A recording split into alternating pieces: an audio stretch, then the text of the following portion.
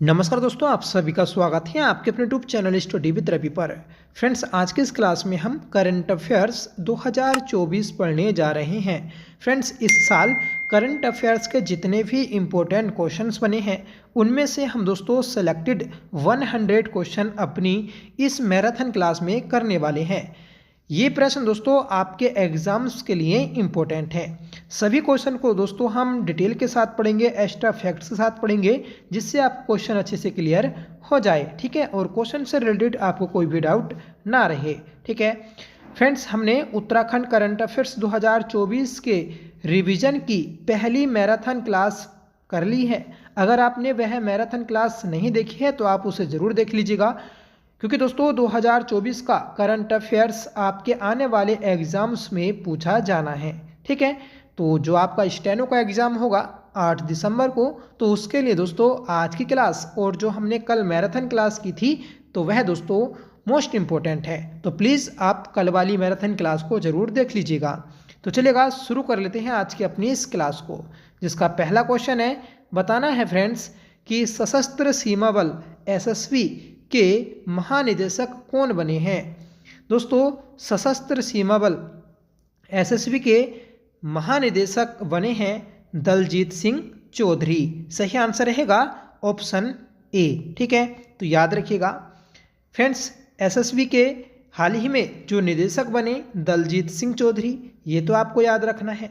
बात करेंगे हम कि एसएसबी की स्थापना किस वर्ष की गई, तो दोस्तों इसकी स्थापना 20 दिसंबर 1963 को की गई थी। ठीक है, और यह दोस्तों एक पैरामिलिट्री फोर्स है। इसका मुख्यालय दोस्तों नई दिल्ली में स्थित है। इसका आदर्श वाक्य सेवा, सुरक्षा और भाईचारा है। ठीक है, और वर्तमान में दोस्तों इसके महानिदेशक हैं दलजीत सिंह चौधरी।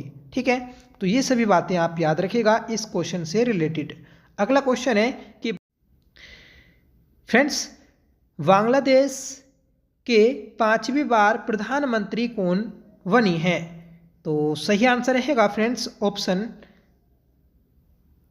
बी, शेख हसीना। दोस्तों शेख हसीना 5वीं बार बांग्लादेश की प्रधानमंत्री बनी है, तो ये आप याद रखिएगा। ठीक है फ्रेंड्स, बात करेंगे हम कि बांग्लादेश की, तो बांग्लादेश की राजधानी है ढाका। यहाँ की मुद्रा है दोस्तों टका। ठीक है, प्रधानमंत्री है शेख हसीना और यहाँ के राष्ट्रपति हैं दोस्तों मोहम्मद शहाबुद्दीन। ठीक है, तो याद रखिएगा। अगला प्रश्न है कि फोर्ब्स की रिपोर्ट 2024 के अनुसार दुनिया की सबसे मजबूत करेंसी कौन सी है। दोस्तों फोर्ब्स की रिपोर्ट 2024 के अनुसार दुनिया की सबसे मजबूत करेंसी है कुवैती दिनार। सही आंसर रहेगा ऑप्शन सी। ठीक है दोस्तों, कुवैती दिनार पहले स्थान पर है सबसे मजबूत करेंसी में। दूसरे स्थान की बात करेंगे कि दूसरी सबसे मजबूत करेंसी किस देश की है, तो वह है दोस्तों बहरीन की करेंसी, जिसे हम दोस्तों बहरीनी दिनार कहते हैं। ठीक है, तीसरा सबसे मजबूत जो करेंसी है तो वह है दोस्तों ओमान की करेंसी। ठीक है, और ओमान की करेंसी है दोस्तों ओमानी रियाल। ठीक है, वहीं बात करेंगे कि दुनिया की दूसरी सबसे अधिक कारोबारी मुद्रा यूरो का कौन सा स्थान है, तो दोस्तों इसका 9वां स्थान है, और यूएस डॉलर का दोस्तों 10वां स्थान है। ठीक है, तो ये आप याद रखिएगा। अगला प्रश्न है कि भारतीय सेना इंडियन आर्मी में सूबेदार के पद पर पदोन्नत होने वाली पहली महिला कौन बनी है। तो सही आंसर रहेगा दोस्तों ऑप्शन ए, प्रीति रजक। दोस्तों प्रीति रजक भारतीय सेना में सूबेदार के पद पर पदोन्नत होने वाली पहली महिला बनी है। ठीक है, अगला प्रश्न है कि भारतीय ओलंपिक संघ IOC के CEO कौन बने हैं। तो सही आंसर रहेगा दोस्तों ऑप्शन डी, रघुराम अय्यर। रघुराम अय्यर दोस्तों भारतीय ओलंपिक संघ के CEO नियुक्त किए गए हैं। ठीक है फ्रेंड्स, भारतीय ओलंपिक संघ की बात करेंगे तो भारतीय ओलंपिक संघ की अध्यक्ष हैं PT ऊषा। ठीक है, और भारतीय ओलंपिक संघ की स्थापना 1927 में की गई और इसका मुख्यालय दोस्तों नई दिल्ली में स्थित है। और इसके संस्थापक कौन थे, तो आप याद रखिएगा हैरी वक और दोस्तों आर्थर नोएन रेन, ठीक है, ये इसके दोस्तों संस्थापक रहे हैं। अगला प्रश्न है कि केंद्र सरकार ने 16वें वित्त आयोग का अध्यक्ष किसे नियुक्त किया है। दोस्तों केंद्र सरकार ने 16वें वित्त आयोग का अध्यक्ष अरविंद पनगड़िया को नियुक्त किया है। सही आंसर रहेगा ऑप्शन बी, ठीक है फ्रेंड्स, अरविंद पनगड़िया, ठीक है, जो नया वित्त आयोग आएगा 16वां वित्त आयोग, उसके अध्यक्ष रहेंगे। वर्तमान में दोस्तों कौन सा वित्त आयोग चल रहा है, तो आपको बताना है 15वां वित्त आयोग, ठीक है, जिसके अध्यक्ष हैं एन.के. सिंह, ठीक है। दोस्तों वित्त आयोग के बारे में हम बात करेंगे तो यह है एक संवैधानिक संस्था है, ठीक है, जो कि दोस्तों इसका उल्लेख किया गया है 280 अनुच्छेद में, ठीक है। और इसका कार्य क्या होता है, तो इसका कार्य दोस्तों केंद्र और राज्यों के बीच पैसे को बांटना, किस प्रकार से बटेगा, ये सब दोस्तों इसका कार्य होता है, ठीक है। और दोस्तों पैसे की देखरेख करना भी वित्त आयोग का कार्य होता है, ठीक है। अगला प्रश्न है कि लगातार छठी बार बजट, 5 वार्षिक बजट और एक अंतरिम बजट पेश करने वाली दूसरी वित्त मंत्री कौन बनी है। सही आंसर रहेगा friends option A, Nirmala Sitharaman. Nirmala Sitharaman दोस्तों लगातार 6वीं बार बजट पेश करने वाली दूसरी वित्त मंत्री बन गई हैं, ठीक है। दोस्तों पूर्व प्रधानमंत्री मोरारजी देसाई ने 10 बजट पेश किए थे, जो किसी भी वित्त मंत्री के द्वारा सबसे अधिक है। उन्होंने लगातार 6 बजट पेश किए थे, जिसमें एक अंतरिम बजट भी शामिल था, ठीक है। अगला प्रश्न है कि बिहार के किस पूर्व मुख्यमंत्री को मरणोपरांत देश के सर्वोच्च सम्मान भारत रत्न 2024 से सम्मानित किया गया। तो ये किया गया है दोस्तों कर्पूरी ठाकुर को। कर्पूरी ठाकुर को दोस्तों मरणोपरांत देश के सर्वोच्च सम्मान भारत रत्न 2024 से सम्मानित किया गया। और कर्पूरी ठाकुर यह दोस्तों बिहार के पूर्व मुख्यमंत्री रह चुके हैं, ठीक है फ्रेंड्स। भारत रत्न यह भारत का सर्वोच्च नागरिक पुरस्कार है, जिसकी शुरुआत दोस्तों 1954 में की गई थी। मतलब फर्स्ट टाइम दोस्तों भारत रत्न पुरस्कार जो दिया गया था तो वह 1954 में दिया गया था। बात करेंगे कि 2024 में भारत रत्न पुरस्कार किसे किसे दिया गया, तो पहले आप याद रखिएगा कर्पूरी ठाकुर को, दूसरे व्यक्ति हैं दोस्तों लाल कृष्ण आडवाणी, तीसरे व्यक्ति हैं चौधरी चरण सिंह, और चौथे व्यक्ति हैं दोस्तों पी.वी. नरसिम्हन राव, और पांचवें व्यक्ति हैं दोस्तों एम.एस. स्वामीनाथन, ठीक है। तो इन 5 व्यक्तियों को दोस्तों 2024 में भारत रत्न पुरस्कार से सम्मानित किया गया है, ठीक है। दोस्तों प्राप्तकर्ताओं को राष्ट्रपति द्वारा हस्ताक्षरित एक सनद मतलब प्रमाण पत्र और दोस्तों एक पीपल के पत्ते के आकार का पदक मिलता है, ठीक है। तो ये भी बात आप याद रखिएगा, और इसकी दोस्तों कोई भी राशि नहीं होती है, ठीक है। नवा प्रश्न है कि भारत, फ्रांस और संयुक्त अरब अमीरात के बीच आयोजित संयुक्त अभ्यास डेजर्ट नाइट किसके द्वारा संचालित किया गया है। तो ये संचालित किया गया है दोस्तों भारतीय वायुसेना के द्वारा। सही आंसर है हमारा ऑप्शन ए, ठीक है। तो भारतीय वायुसेना के द्वारा डेजर्ट नाइट संयुक्त सैन्य अभ्यास आयोजित किया गया है, ठीक है। अगला प्रश्न है कि विश्व स्वास्थ्य संगठन WHO वर्ल्ड हेल्थ ऑर्गेनाइजेशन ने दक्षिण पूर्व एशिया का क्षेत्रीय निदेशक किसे नियुक्त किया है। तो ये क्या है दोस्तों साइमा वाजिद को। साइमा वाजिद को दोस्तों विश्व स्वास्थ्य संगठन ने दक्षिण पूर्व एशिया का क्षेत्रीय निदेशक नियुक्त किया है, ठीक है। दोस्तों साइमा वाजिद की बात करेंगे तो साइमा वाजिद यह दोस्तों शेख हसीना की बेटी हैं, ठीक है। और अब बात करेंगे हम WHO की, तो WHO इसका मुख्यालय दोस्तों जेनेवा स्विट्जरलैंड में स्थित है, जिसकी स्थापना 7 अप्रैल 1948 में की गई। और इसके दोस्तों महानिदेशक हैं डॉक्टर टेड्रोस। ठीक है, तो ये भी आप याद रखिएगा, आपसे क्वेश्चन बन सकता है कि WHO के वर्तमान में महानिदेशक या अध्यक्ष कौन है, तो आपको बताना है डॉक्टर टेड्रोस। ठीक है, अगला प्रश्न है दोस्तों और इम्पोर्टेंट है कि अयोध्या राम मंदिर में 51 इंच ऊंची रामलला की मूर्ति की प्राण प्रतिष्ठा किस तिथि को की गई, तो सही आंसर रहेगा दोस्तों ऑप्शन बी 22 जनवरी 2024। दोस्तों यह जनवरी का सबसे चर्चित एक टॉपिक था। ठीक है, अयोध्या राम मंदिर की प्राण प्रतिष्ठा।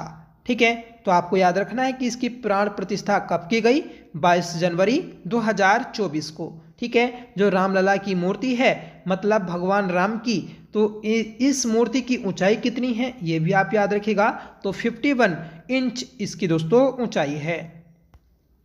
ठीक है दोस्तों, बात करेंगे हम अयोध्या राम मंदिर की, तो इसका शिलान्यास जो किया गया था 5 अगस्त 2020 को किया गया था। इस मंदिर का निर्माण दोस्तों नागर शैली में हुआ है। ठीक है, और इस मंदिर का उद्घाटन जो किया तो वह दोस्तों प्रधानमंत्री नरेंद्र मोदी जी के द्वारा किया गया है। ठीक है, इस मंदिर का डिजाइन जो तैयार किया तो वह दोस्तों चंद्रकांत सोमपुरा के द्वारा तैयार किया गया है। ठीक है, और जो रामलला की मूर्ति बनाई है 51 इंच ऊंची, तो इस मूर्ति को जो बनाया तो वह दोस्तों अरुण योगीराज जो कि कर्नाटक के रहने वाले हैं, इनके द्वारा बनाया गया है। ठीक है, और दोस्तों हमने ये जितने भी क्वेश्चन पढ़े हैं तो यह आपके स्टैटिक्स जीके में भी काम करेंगे। ठीक है, और ये दोस्तों आपका करंट अफेयर्स का भी टॉपिक है। अगला प्रश्न है कि लोक नीति संवाद 2024 में केंद्र सरकार की किस योजना ने इंडियन स्कूल ऑफ बिजनेस में सर्वश्रेष्ठ इनोवेशन पुरस्कार जीता है, तो सही आंसर है दोस्तों ऑप्शन बी स्वामिता। जो स्वामिता एक योजना है दोस्तों, इस योजना ने लोक नीति संवाद 2024 में इंडियन स्कूल ऑफ बिजनेस का सर्वश्रेष्ठ इनोवेशन पुरस्कार जीता है। ठीक है फ्रेंड्स, हम बात करेंगे स्वामिता योजना की, तो इसका पूरा नाम है survey of village and mapping with improvised technology in village areas. ठीक है, तो ये दोस्तों स्वामिता जो योजना है इसकी फुल फॉर्म है। इसका शुभारंभ दोस्तों पंचायती राज मंत्रालय के द्वारा किया गया। ठीक है, इसे दोस्तों ये जो पुरस्कार दिया गया क्यों दिया गया, तो आपको याद रखना है कि नवाचार सैंडबॉक्स प्रस्तुति के लिए दिया गया है। ठीक है, अगला प्रश्न है कि किस राज्य की हस्तनिर्मित कालीन, अदरक आदि केकिर और बंचो लकड़ी के शिल्पों को जीआई टैग प्रस्तुत हुआ है, तो ये हुआ है दोस्तों अरुणाचल प्रदेश के हस्तनिर्मित कालीन उत्पादों को। ठीक है, तो सही आंसर है हमारा ऑप्शन सी। ठीक है, तो ये जीआई टैग आप याद रखिएगा, इंपॉर्टेंट है। अब बात कर लेते हैं दोस्तों जीआई टैग की, तो जीआई टैग अधिनियम आया था दोस्तों 1999 में। इस अधिनियम के तहत दोस्तों किसी भी उत्पाद को एक जीआई टैग दिया जाता है, और ये टैग दोस्तों 10 साल के लिए दिया जाता है, उसकी एक विशेष पहचान के लिए, उसे बढ़ावा देने के लिए। ठीक है, पूरे भारत और दोस्तों पूरे वर्ल्ड में उसकी अपनी एक अलग पहचान के लिए ये टैग दिया जाता है। ठीक है, अगर आपसे पूछ ले जाए कि वर्तमान में किस राज्य के उत्पादों को सर्वाधिक जीआई टैग प्राप्त हैं, तो आपको बताना है यूपी। ठीक है, यूपी के दोस्तों 58 प्रोडक्ट्स को जीआई टैग अभी तक मिल चुका है। इससे पहले दोस्तों तमिलनाडु राज्य के उत्पादों को सर्वाधिक जीआई टैग मिला था। अब दोस्तों तमिलनाडु दूसरे स्थान पर है और वर्तमान में यूपी पहले स्थान पर है। अब बात कर ले हैं अपने उत्तराखंड की, तो उत्तराखंड के अभी तक 27 उत्पादों को जीआई टैग मिल चुका है। ठीक है, और उत्तराखंड के पास दोस्तों अपने आप में एक इम्पोर्टेंट रिकॉर्ड हासिल करने का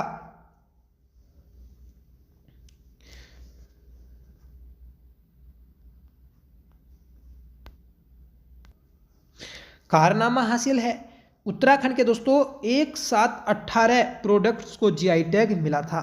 ठीक है, क्योंकि पूरे भारत में जितने भी यूटी हैं, ठीक है, और जितने भी दोस्तों स्टेट हैं, इन सभी में किसी भी राज्य को दोस्तों एक साथ 18 उत्पादों को जीआई टैग नहीं मिला है। ठीक है, ये सिर्फ दोस्तों उत्तराखंड के ही प्रोडक्ट्स को मिला है, तो ये भी आप याद रखिएगा।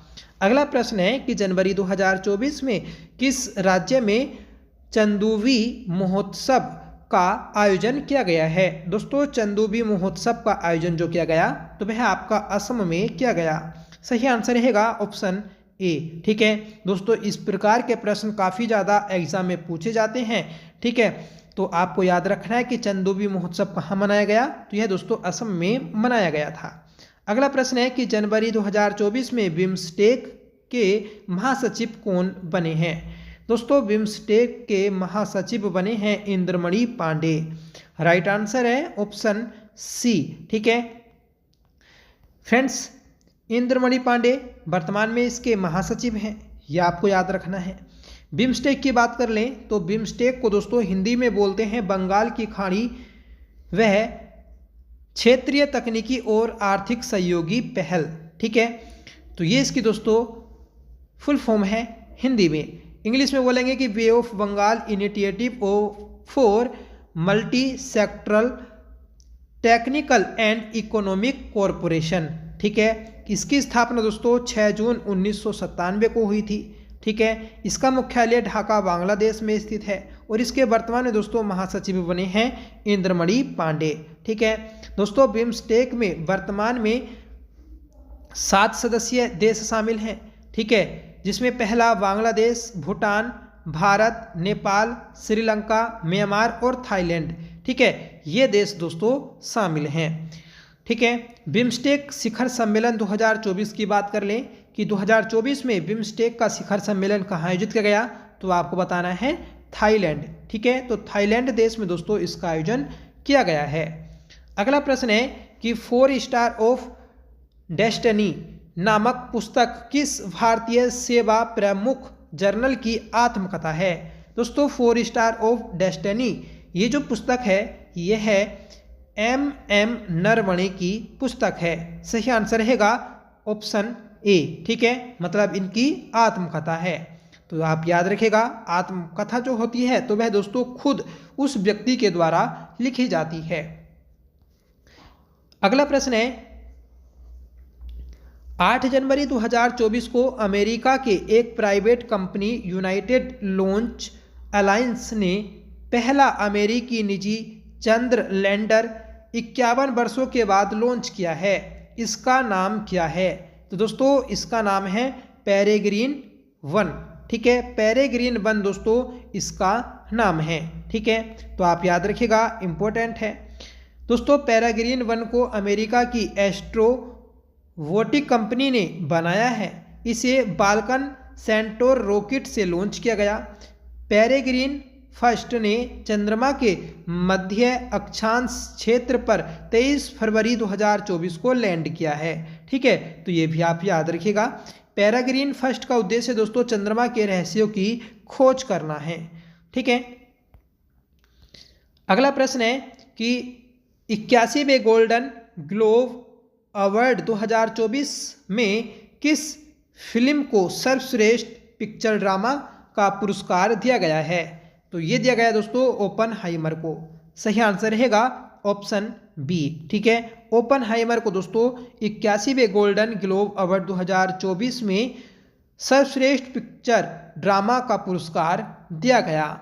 ठीक है दोस्तों, गोल्डन ग्लोब पुरस्कार ये क्यों दिया जाता है, तो ये दोस्तों फिल्म और टेलीविज़न में उत्कृष्टता हेतु दिया जाता है। इसे दोस्तों कौन प्रदान करता है, तो आपको बताना होगा, अमेरिका प्रदान करता है। गोल्डन ग्लोब पुरस्कार पहली बार कब दिए गए, तो यह दोस्तों 1944 में दिए गए थे। गोल्डन ग्लोब पुरस्कार प्राप्त करने वाले भारत के पहले व्यक्ति कौन थे, तो आपको बताना है कि AR रहमान। इन्हें दोस्तों 2009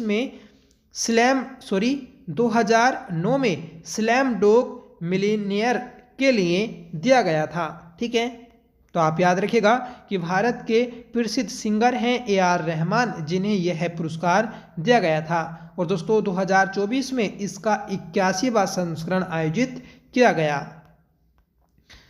अगला प्रश्न है कि प्रधानमंत्री नरेंद्र मोदी जी ने तीर्थ स्थलों पर स्वच्छता बनाए रखने के लिए किस अभियान की शुरुआत की? तो दोस्तों ये की है स्वच्छ मंदिर अभियान की शुरुआत। सही आंसर रहेगा ऑप्शन ए। ठीक है, तो प्रधानमंत्री नरेंद्र मोदी जी के द्वारा दोस्तों तीर्थ स्थलों पर स्वच्छता बनाए रखने के लिए इस अभियान को शुरू किया गया है।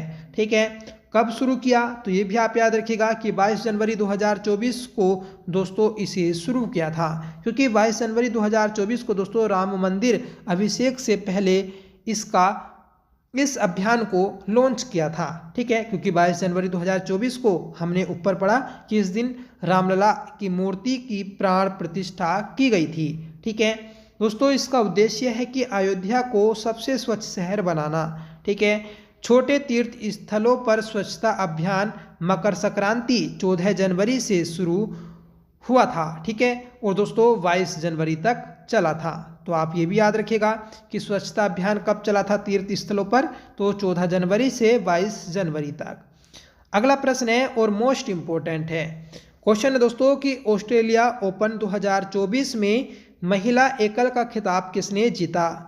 फ्रेंड्स, ऑस्ट्रेलिया ओपन 2024 में महिला एकल का खिताब जो जीता तो वह आर्यना सबालेंका, जो कि बेलारूस की रहने वाली हैं, इन्होंने जीता है। सही आंसर रहेगा दोस्तों ऑप्शन ए। ठीक है दोस्तों, 2024 में जो आपके ग्रैंड स्लैम हुए, ठीक है, तो किस ग्रैंड स्लैम को किसने जीता ये जानना जरूरी है। ठीक है, तो एक बार दोस्तों हम पूरे साल के ग्रैंड स्लैम पर नज़र मार लेते हैं। ठीक है, तो आप प्लीज़ इस टॉपिक को पूरा जरूर देखिएगा, क्योंकि ग्रैंड स्लैम से रिलेटेड एग्जाम में दोस्तों प्रश्न अक्सर पूछ लिया जाता है, चाहे आप उत्तराखंड का एग्जाम दें या दोस्तों रेलवे का या एसएससी का। ठीक है, कोई भी एग्जाम दे लें दोस्तों तो इससे क्वेश्चन पूछ लिया ही जाता है। ठीक है, तो इस पूरे टॉपिक को आप एक बार जरूर देख लीजिएगा।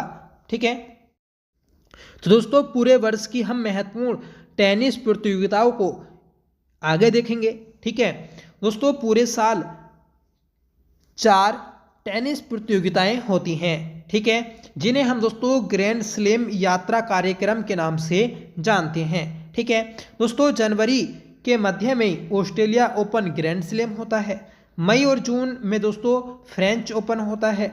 जुलाई में दोस्तों विंबलडन ओपन होता है। अगस्त और सितंबर में दोस्तों अमेरिका ओपन होता है। ठीक है, तो ये 4 दोस्तों आपके ग्रैंड स्लैम हैं जो कि पूरे साल में आयोजित किए जाते हैं। ठीक है, और इनका दोस्तों क्रम भी होता है कि पहले ऑस्ट्रेलिया ओपन, फिर फ्रेंच ओपन, फिर विंबलडन, फिर दोस्तों अमेरिका ओपन। ठीक है, ये दोस्तों हर साल इसी सीक्वेंस से आयोजित किए जाते हैं। ठीक है, अब बात कर लें हम कि दोस्तों कि इनकी शुरुआत किस किस वर्ष हुई। ठीक है, और दोस्तों ये कहाँ खेले जाते हैं? तो दोस्तों ग्रैंड स्लैम जो है ये एक टेनिस का गेम होता है। ठीक है दोस्तों, ऑस्ट्रेलिया और संयुक्त राज्य अमेरिका के जो टूर्नामेंट होते हैं तो वह आपके हार्ड कोर्ट पर खेले जाते हैं। फ्रेंच ओपन दोस्तों किले पर खेला जाता है। ठीक है, और जो विंबलडन ओपन होता है तो वह दोस्तों घास पर खेला जाता है। ठीक है, और ये दोस्तों हमारा विविध जो मिसलेनियस होता है उसके क्वेश्चन भी हैं। ठीक है, अब देखिए जो विंबलडन ओपन है दोस्तों ये सबसे पुराना ग्रैंड स्लैम है। इसकी शुरुआत दोस्तों 1877 में हुई थी। इसके बाद दोस्तों अमेरिका ओपन की शुरुआत हुई 1881 में। फ्रेंच ओपन की शुरुआत हुई थी दोस्तों 1891 में। ठीक है, और ऑस्ट्रेलिया ओपन की शुरुआत दोस्तों 1905 में हुई थी। ठीक है, इन सभी की स्थापना भी आप जरूर याद रखिएगा। ठीक है, ये भी दोस्तों परीक्षा में काफ़ी ज़्यादा पूछ लिए जाते हैं। अब देखिए पूरे साल के हम ग्रैंड स्लैम देखेंगे। ठीक है, तो ग्रैंड स्लैम 2024 सबसे पहले दोस्तों ऑस्ट्रेलिया ओपन हुआ।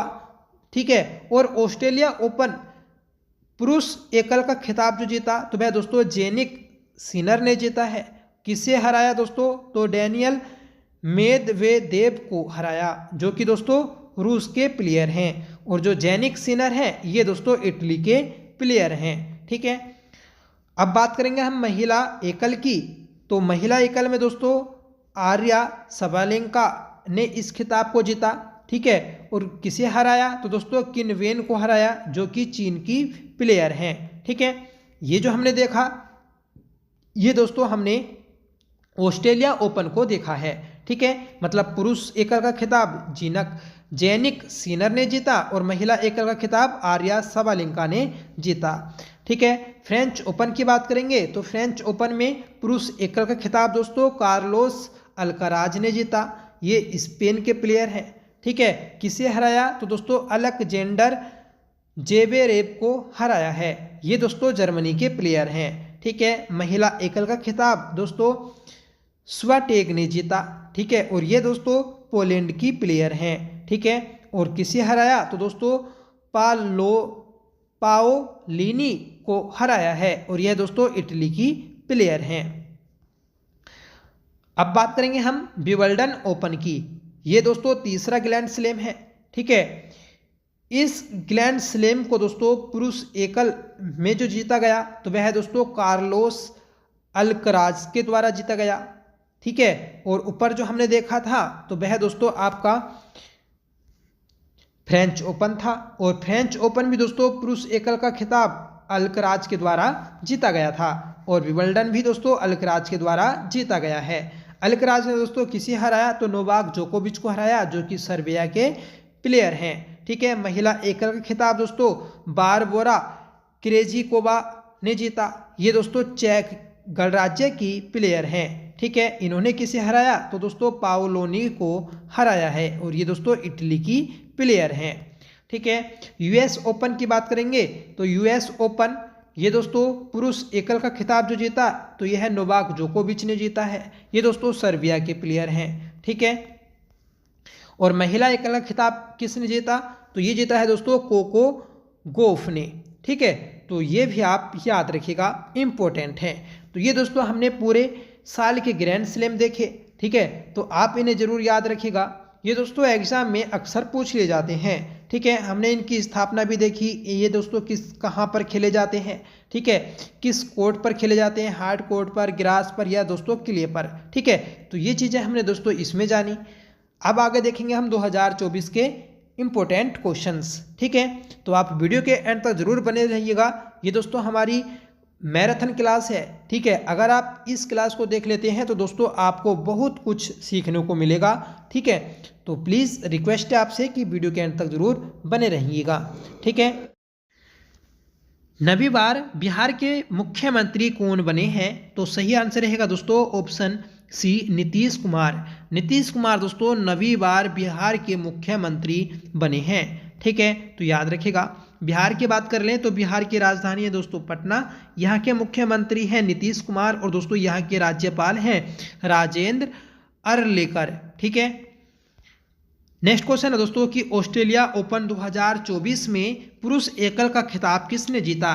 ठीक है, तो दोस्तों हमने ये पूरा डिटेल से पढ़ा था ग्रैंड स्लैम वाला टॉपिक। ठीक है, तो उसमें आपको पता चला होगा कि ऑस्ट्रेलिया ओपन 2024 किसने जीता, तो आपको बताना है दोस्तों ऑप्शन सी जेनिक सिनर ने। ठीक है, और ये दोस्तों इटली के प्लेयर हैं। ठीक है, तो ऑस्ट्रेलिया ओपन किसने जीता, जेनिक सिनर ने। अगला प्रश्न है दोस्तों कि 69वां फिल्म फेयर पुरस्कार 2024 में सर्वश्रेष्ठ अभिनेता का पुरस्कार किसने जीता है। दोस्तों 69वां फिल्म फेयर पुरस्कार 2024 में सर्वश्रेष्ठ अभिनेता का पुरस्कार रणबीर कपूर ने जीता है। सही आंसर रहेगा ऑप्शन बी। ठीक है, और दोस्तों इन्हें ये जो पुरस्कार मिला, ठीक है, सर्वश्रेष्ठ अभिनेता का, तो एनिमल मूवी के लिए मिला है। ठीक है, अगला प्रश्न है दोस्तों 69वां फिल्म फेयर पुरस्कार 2024 में सर्वश्रेष्ठ अभिनेत्री का पुरस्कार किसने जीता, तो सही आंसर रहेगा दोस्तों ऑप्शन सी आलिया भट्ट ने। ठीक है, आलिया भट्ट के द्वारा दोस्तों 69वें फिल्म फेयर पुरस्कार 2024 में सर्वश्रेष्ठ अभिनेत्री का पुरस्कार मिला है। ठीक है, और ऊपर पढ़ा था दोस्तों हमने अभिनेता मतलब किस अभिनेता को दिया गया, तो उसमें देखा हमने दोस्तों रणबीर कपूर। ठीक है, दोस्तों आलिया भट्ट दोस्तों रॉकी और रानी की प्रेम कहानी, ठीक है, इस मूवी के लिए इन्हें यह पुरस्कार दिया गया है। ठीक है दोस्तों, यह आलिया भट्ट का सर्वश्रेष्ठ अभिनेत्री की श्रेणी में 5वां फिल्म फेयर पुरस्कार है।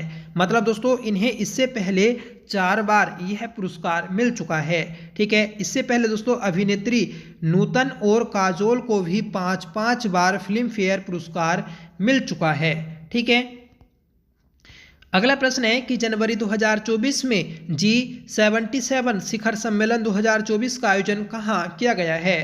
दोस्तों जनवरी 2024 में G77 शिखर सम्मेलन 2024 का आयोजन कंपाला युगांडा में किया गया। सही आंसर रहेगा ऑप्शन ए। ठीक है, कंपाला यह दोस्तों युगांडा की राजधानी है जहां पर G77 शिखर सम्मेलन 2024 आयोजित किया गया। दोस्तों इसका आयोजन कब से कब तक किया गया, तो आपको बताना है कि 20 से 22 जनवरी 2024 को किया गया। ठीक है, G77 इसे दोस्तों हम ग्रुप ऑफ 77 कहेंगे, मतलब जो ये G77 है इसका विस्तारित रूप है। ठीक है, इसकी स्थापना दोस्तों 15 जून 1964 को की गई। इसका मुख्यालय जेनेवा स्विट्जरलैंड में स्थित है और इसमें दोस्तों 134 विकासशील देश शामिल हैं, या हम कह सकते हैं कि G77 जो एक ग्रुप है ये दोस्तों 134 विकासशील देशों का ग्रुप है। ठीक है, अगला प्रश्न है कि विश्व स्वास्थ्य संगठन WHO ने जनवरी 2024 में किस देश को मलेरिया मुक्त घोषित किया है। दोस्तों विश्व स्वास्थ्य संगठन WHO ने हाल ही में कैप वार्डे जो कि अफ्रीका महाद्वीप का एक देश है इसे मलेरिया मुक्त घोषित किया गया है। ठीक है, तो सही आंसर रहेगा ऑप्शन सी। दोस्तों कैप वार्डे मलेरिया से मुक्त होने वाला अफ्रीका का तीसरा और दुनिया का 43वां देश बन गया है। इससे पहले दोस्तों 1973 में अफ्रीकी देश मॉरिशस और 2019 में अल्जीरिया को मलेरिया मुक्त घोषित किया जा चुका है। ठीक है, WHO की बात कर लें तो इसकी स्थापना 7 अप्रैल 1948 को की गई। इसका मुख्यालय दोस्तों जेनेवा स्विट्जरलैंड में स्थित है और वर्तमान में इसके अध्यक्ष हैं दोस्तों टेड्रोस। ठीक है, अगला प्रश्न है कि युद्ध अभ्यास स्टीडफास्ट डिफेंडर 2024 का आयोजन किसके द्वारा किया गया है, तो ये किया गया दोस्तों नाटो के द्वारा। सही आंसर रहेगा ऑप्शन ए। ठीक है, तो नाटो के द्वारा दोस्तों स्टीडफास्ट डिफेंडर 2024 युद्ध अभ्यास आयोजित किया गया। नाटो की बात कर लेंगे तो नाटो दोस्तों अपने आप में एक महत्वपूर्ण संगठन है। इससे दोस्तों एग्जाम में अक्सर प्रश्न पूछ लिए जाते हैं, तो आप याद रखिएगा। ठीक है दोस्तों, स्टीडफास्ट डिफेंडर 2024 नाटो के सभी 31 देशों और स्वीडन के सैनिकों के द्वारा किया गया है। मतलब जो दोस्तों हमारा नाटो है, नाटो में वर्तमान में 32 देश सदस्य हैं। ठीक है, तो इन देशों के सैनिकों ने इस युद्ध अभ्यास में भाग लिया है। ठीक है, नाटो की हिंदी में फुल फॉर्म होती है दोस्तों उत्तरी अटलांटिक संधि संगठन, जिसकी स्थापना 4 अप्रैल 1949 को की गई थी। ठीक है, इसमें दोस्तों वर्तमान में कितने सदस्य देश हैं, तो आपको बताना है 32, और 32वां जो देश है दोस्तों तो वह आपका स्वीडन है, या फिर हम कह सकते हैं कि नाटो में शामिल होने वाला 32वां देश कौन सा है, तो दोस्तों आपको याद रखना है स्वीडन। जबकि 31वां देश कौन सा था, तो दोस्तों फिनलैंड। ठीक है, इसका मुख्यालय दोस्तों ब्रुसेल्स बेल्जियम में स्थित है। इसके महासचिव हैं जेन्स स्टोल्टेनबर्ग। ठीक है, ये इसके दोस्तों महासचिव हैं। अगला प्रश्न है कि रिकॉर्ड 8वीं बार बाल्कन एथलीट 2023 का खिताब किस खिलाड़ी ने जीता है, तो ये जीता है दोस्तों आपका नोवाक जोकोविच जो कि सर्बिया के प्लेयर हैं। ठीक है, तो सर्बिया के प्लेयर है दोस्तों नोवाक जोकोविच, जिन्होंने 8वीं बार लगातार बाल्कन एथलीट पुरस्कार जीता है। ठीक है, नेक्स्ट क्वेश्चन है कि international union for conservation of nature IUCN ने किस प्रजाति को पहली बार रेड लिस्ट की असुरक्षित श्रेणी में शामिल किया है, तो ये किया है दोस्तों हिमालय वुल्फ को। सही आंसर रहेगा option A, international union for conservation nature. ठीक है। इसकी बात कर लें हम तो दोस्तों इसकी स्थापना 1948 में की गई थी, ठीक है। इसका मुख्यालय दोस्तों ग्लैंड स्विट्जरलैंड में स्थित है।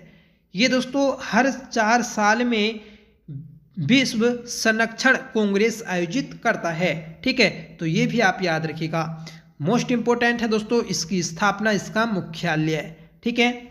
जो दोस्तों हिमालयन वोल्फ है उसे तिब्बती भेड़िया के नाम से भी जाना जाता है, जो कि चीन, नेपाल, भारत और भूटान के कुछ हिस्सों में पाया जाता है, ठीक है। तो इसे दोस्तों रेड डाटा सूची की असुरक्षित सूची में शामिल किया गया है। अगला प्रश्न है कि संयुक्त विशेष बल अभ्यास खंजर 24 का 11वां संस्करण भारत और किस देश के बीच आयोजित हुआ है? तो दोस्तों ये हुआ आपका ऑप्शन बी किर्गिस्तान। किर्गिस्तान के मध्य दोस्तों खंजर 2024 का 11वां संस्करण आयोजित किया गया है। इसका आयोजन दोस्तों हिमाचल प्रदेश में किया गया, ठीक है, ये आप याद रखिएगा, ठीक है। इस अभ्यास में भारतीय सेना का प्रतिनिधित्व पैराशूट रेजिमेंट द्वारा किया गया, ठीक है, और किर्गिस्तान का दोस्तों स्कॉर्पियो ब्रिगेड द्वारा इसमें भाग लिया गया था, ठीक है। अब देखिए बात कर लेते हैं हम किर्गिस्तान की। तो किर्गिस्तान की राजधानी है दोस्तों बिश्केक। इसकी मुद्रा है दोस्तों किर्गिस्तानी सोम और यहाँ के राष्ट्रपति हैं दोस्तों सदीर जापारोव, ठीक है।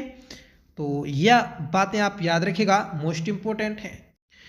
दोस्तों अभी तक आपने क्लास को लाइक नहीं किया है तो प्लीज़ आपसे रिक्वेस्ट है कि क्लास को जरूर लाइक करिएगा, ठीक है। कमेंट भी जरूर करिएगा कि आपको ये क्लास कैसी लगी, ठीक है। और लास्ट में दोस्तों आपके लिए होमवर्क रहेगा, उसका आंसर आपको कमेंट करके बताना होगा, तो प्लीज़ आप वीडियो के एंड तक जरूर बने रहिएगा, ठीक है। अगला प्रश्न है कि संयुक्त विशेष बल अभ्यास चक्रवात 2024 का दूसरा संस्करण भारत और किस देश के बीच आयोजित हुआ है? दोस्तों ये हुआ आपका मिस्र और भारत के मध्य। सही आंसर रहेगा ऑप्शन डी, ठीक है। तो भारत और मिस्र के मध्य चक्रवात 2024 का दूसरा संस्करण आयोजित किया गया है, ठीक है। भारत मिस्र संयुक्त विशेष बल अभ्यास चक्रवात 2024 22 जनवरी को मिस्र के अंशास में शुरू हुआ है, ठीक है। तो ये आप याद रखिएगा। चक्रवात अभ्यास का पहला संस्करण 2023 में भारत में आयोजित हुआ था, ठीक है, और इस वर्ष दोस्तों मिस्र में आयोजित हुआ। मिस्र की बात कर लेंगे हम तो मिस्र की राजधानी है काहिरा, ठीक है। यहाँ के राष्ट्रपति हैं अब्दुल फतेह अल सीसी और यहाँ की मुद्रा है दोस्तों मिस्र पाउंड, ठीक है। अगला प्रश्न है कि प्रधानमंत्री श्री नरेंद्र मोदी जी ने 1 करोड़ घरों में छत पर सौर पैनल स्थापित करने के उद्देश्य से किस योजना की शुरुआत की है? तो ये की है दोस्तों प्रधानमंत्री सूर्योदय योजना। प्रधानमंत्री सूर्योदय योजना की शुरुआत की प्रधानमंत्री नरेंद्र मोदी ने। इसे शुरू करने का उद्देश्य है दोस्तों कि 1 करोड़ घरों की छतों पर सूर्य पैनल स्थापित करना, ठीक है। दोस्तों सौर ऊर्जा को बढ़ावा देने के लिए इस योजना को शुरू किया गया है, ठीक है, ये आप याद रखिएगा। इसकी शुरुआत दोस्तों 22 जनवरी 2024 को की गई। यह योजना मुख्य रूप से कम आय वाले मध्यम वर्गीय परिवारों के लिए होगी। इसमें आवेदन करने वालों की आयु दोस्तों 18 वर्ष से अधिक होनी जरूरी है और वह दोस्तों भारत का निवासी भी होना जरूरी है, ठीक है। अगला प्रश्न है केंद्र सरकार ने बहुभाषी शिक्षा के लिए जनवरी 2024 में एआई आधारित किस ऐप को लॉन्च किया है? तो एआई आधारित जो ऐप लॉन्च किया इसका नाम है दोस्तों अनुवादिनी ऐप, ठीक है। सही आंसर रहेगा ऑप्शन बी, ठीक है। तो ये आप याद रखिएगा, मोस्ट इंपोर्टेंट है कि अनुवादिनी ऐप क्या है। तो ये दोस्तों केंद्र सरकार ने बहुभाषी शिक्षा के लिए लॉन्च किया है जो कि एआई आधारित ऐप है, ठीक है। अनुवादिनी ऐप का उद्देश्य दोस्तों सभी स्कूल और उच्च शिक्षा पाठ्यक्रमों के लिए अध्ययन सामग्री को डिजिटल रूप में उपलब्ध कराना। केंद्र सरकार ने दोस्तों यह कदम राष्ट्रीय शिक्षा नीति NEP नेशनल एजुकेशन पॉलिसी 2020 की सिफारिशों के अनुरूप किया है, ठीक है। तो आप याद रखिएगा। अगला प्रश्न है कि महाराष्ट्र की पहली महिला पुलिस महानिदेशक डीजीपी कौन बनी है? तो दोस्तों महाराष्ट्र की पहली महिला डीजीपी जो बनी तो वह आपकी रश्मि शुक्ला बनी है। सही आंसर रहेगा ऑप्शन ए। अगला प्रश्न है कि एशियाई विकास बैंक एडीबी के कार्यकारी निदेशक कौन है? दोस्तों एडीबी के कार्यकारी निदेशक हैं विकासशील। सही आंसर रहेगा ऑप्शन ए। ठीक है दोस्तों एशिया विकास बैंक एडीबी इसका मुख्यालय फिलीपींस में स्थित है। इसकी स्थापना 19 दिसंबर 1966 को की गई। ठीक है और फिलीपींस के दोस्तों जो वर्तमान में राष्ट्रपति हैं तो उनका भी नाम आप याद रखिएगा, मासातुसुगु अस्काब। ठीक है ये यहाँ के दोस्तों राष्ट्रपति हैं। और हम देखेंगे कि दोस्तों एशिया विकास बैंक में कितने देश शामिल हैं, तो इसमें दोस्तों 68 देश शामिल हैं। ठीक है नेक्स्ट क्वेश्चन है कि इंडियन इम्यूनोलॉजिकल्स ने देश की पहली स्वदेशी हेपेटाइटिस ए वैक्सीन लॉन्च की है, इसका नाम क्या है? तो दोस्तों हेपेटाइटिस ए वैक्सीन इसका जो नाम है तो वह दोस्तों हैविस्योर है। सही आंसर रहेगा ऑप्शन ए। ठीक है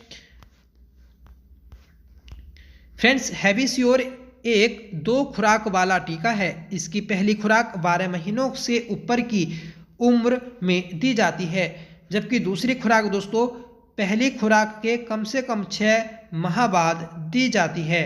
ठीक है तो पहली खुराक के 6 माह बाद दोस्तों हैविस्योर की दूसरी खुराक दी जाती है। अगला प्रश्न है कि उत्तर प्रदेश सरकार के द्वारा उत्तर प्रदेश गौरव सम्मान 2024 से किसे सम्मानित किया गया? तो ये किया गया है दोस्तों डॉक्टर ऋतु करिधल और दूसरे व्यक्ति हैं दोस्तों नवीन तिवारी। इन दोनों को दोस्तों उत्तर प्रदेश गौरव सम्मान 2024 से सम्मानित किया गया है। ठीक है तो इस क्वेश्चन का सही आंसर था ऑप्शन सी, ए और बी दोनों। दोस्तों ऋतु करिधाल श्रीवास्तव एक भारतीय वैज्ञानिक और एरोस्पेस इंजीनियर हैं जो भारतीय अंतरिक्ष अनुसंधान संगठन इसरो में कार्यरत हैं। नवीन तिवारी एक भारतीय उद्यमी और इन मूवी के संस्थापक और सीईओ हैं। ठीक है अगला प्रश्न है कि भारत ने पहली बार कच्चा तेल खरीदने के लिए किस देश के साथ रुपए में भुगतान किया है? तो दोस्तों भारत ने यूएई से कच्चा तेल खरीदने के लिए पहली बार रुपए में भुगतान किया। ठीक है तो इस क्वेश्चन का जो सही आंसर है तो आपको बताना है ऑप्शन ए।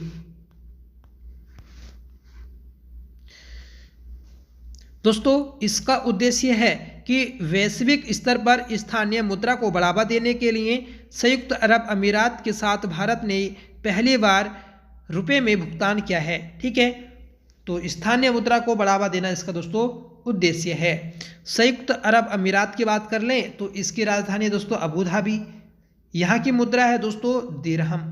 ठीक है यहाँ के प्रधानमंत्री हैं दोस्तों मोहम्मद बिन राशिद अल मक्तूम। ठीक है और यहाँ के राष्ट्रपति हैं मोहम्मद बिन जायद अल नहायान। ठीक है तो ये भी बातें आप याद रखिएगा। अगला प्रश्न है कि भारत और किस देश के बीच सैन्य अभ्यास डेजर्ट साइक्लोन 2024 का आयोजन किया गया है? तो दोस्तों डेजर्ट साइक्लोन 2024 का आयोजन भारत और यूएई के मध्य किया गया। सही आंसर रहेगा ऑप्शन ए। ठीक है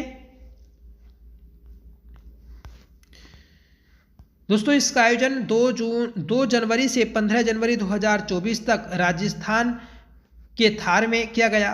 ठीक है डेजर्ट साइक्लोन का उद्देश्य दोस्तों शहरी परिचालन में सर्वोत्तम प्रथाओं को सीखना और साझा करना है। ठीक है